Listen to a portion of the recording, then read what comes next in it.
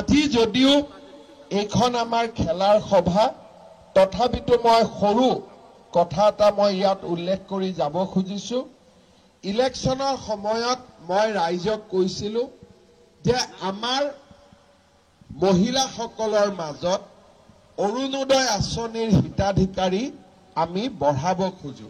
অৰ্থাৎ আজি যদি আমাৰ সৰু পথাৰত 20,000 মহিলাই অৰুণোদয় পায়, এইবাৰ আমি তাক 30,000লৈকে লৈ যাব খোজো, যাতে বেছিতকৈ বেছি মহিলাক আমি অৰুণোদয় আঁচনিৰ সুবিধা দিব পাৰো।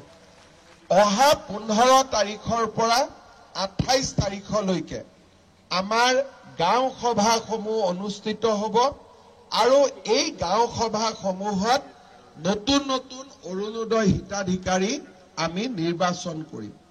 এইবাৰ আমি হিতাধিকাৰী নিৰ্বাচন কৰোঁতে সমষ্টিটোত যিমানটা পুলিং বুথ আছে সেই পুলিং বুথ অনুসৰি হিতাধিকাৰীসমূহ আমি বিতৰণ কৰি দিছো।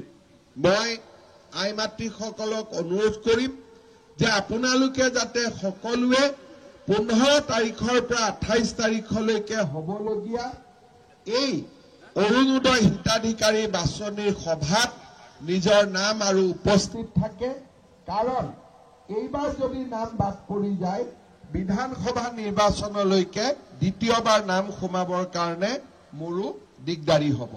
যিহেতু আজি মই সৰু পথাৰত আহিছো, 15 তাৰিখটো নিচেই ওচৰত, সেইকাৰণে এই বিষয়টো মই উল্লেখ কৰিলো। আৰু আগতে যিসকলে অৰুণোদয় পাই আছে তেওঁলোকেও নিজৰ নাম নতুনকৈ অন্তৰ্ভুক্ত কৰিব লাগিব।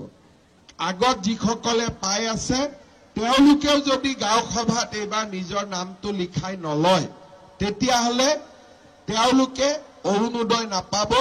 নতুনকৈ নিৰ্বাচিত হোৱা সকলেহে অৰুণোদয় পাব। সেইকাৰণে আগতে যিসকলে অৰুণোদয় পাই আছে তেওঁলোকেও যাতে অৰুণোদয় হিতাধিকাৰী সভাৰ বা হিতাধিকাৰী বাছনি সভাত উপস্থিত থাকে। বাকী আন আজি মই সৰু পথাৰত দিনটো আছো, আন চৰকাৰী আঁচনি বা আমাৰ কি কাম কৰি থাকিব খুজিছো এই বিষয়ে মই আগৰ সভাবোৰত কৈ থাকিম, আপোনালোকক লগ পাই থাকিম।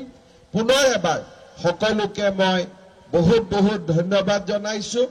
এই বছৰটোত আৰু এবাৰ সৰু পথাৰত অহা নহবগৈ, সেইবাবে 2025 চন ইংৰাজী নৱবৰ্ষৰ বাবেও আপোনালোক সকলোকে আগতীয়াকৈ নৱবৰ্ষৰ শুভেচ্ছা জনাই মই মোৰ বক্তব্যৰ সামৰণি মাৰিছো। ধন্যবাদ। জয় হিন্দ, বন্দে মাতৰম।